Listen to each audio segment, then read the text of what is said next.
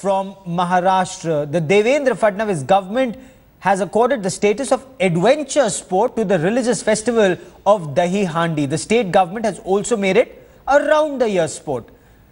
Competitions will be organized. Dahi Handi festivities, now they're celebrated every August across Maharashtra. It involves making a human pyramid and breaking a handi or an earthen pot filled with curd.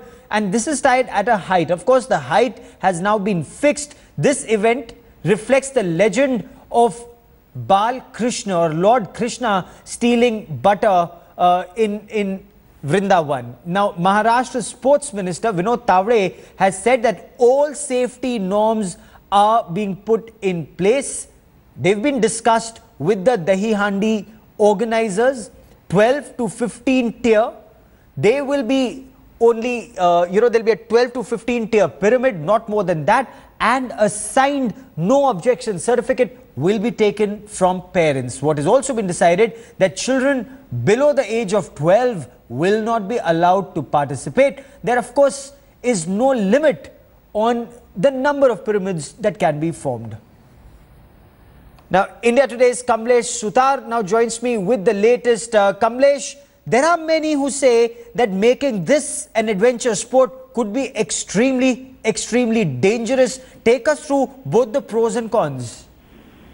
Gaurav, if you remember, last year there was a lot of hue and cry after the Supreme Court had put a stay on the festivities of Dahi Handi, given the risk that is involved in these sports, particularly small children who are part of the Dahi Handi celebrities, were a cause of concern, and the court had raised an alarm over it, but the state government had moved against the order and had successfully got a stay over that. But of course, that was with certain precautionary measures. Now, if you look at the new decision that is taken by the Sports Department of Maharashtra, and the Sports Minister clearly said, and most of the decisions that are taken, most of the norms are right in tandem with the Supreme Court guidelines that were given in last year, that the number of pyramids, the children below, young children would not be allowed. They'll have to have the NOC, no objection certificate from the parents about their participation. Children below 12 years would not be allowed. There has to be a safe mat that has to be laid on the ground. Also, there has to be ambulances, there has to be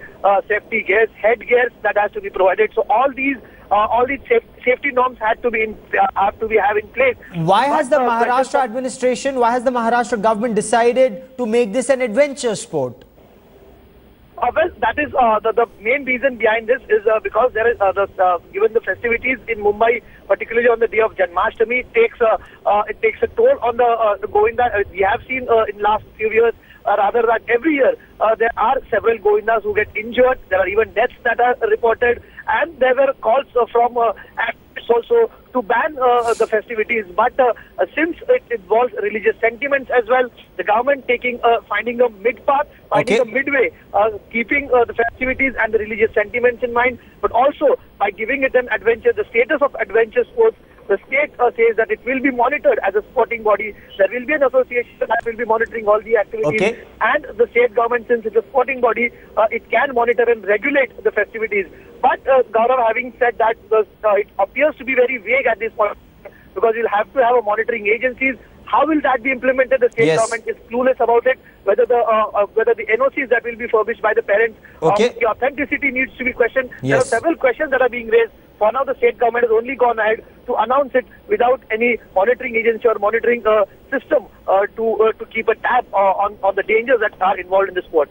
Keep tracking that story. I will come back to you for more. We're now shifting focus.